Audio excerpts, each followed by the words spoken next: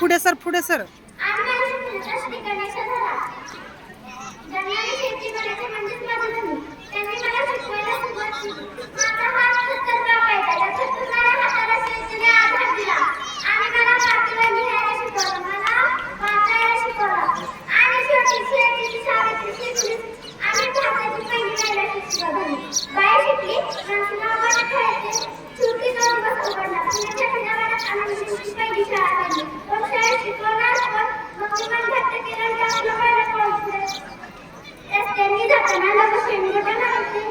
एक माणूस समोर आला म्हणतो कसा, ए बाई मागं फिरायचं नाही तर आपण बसू. असं म्हणताना आपण दिल्याच्या थोबाडी त्यापासून सगळ्यांना बघत बसला.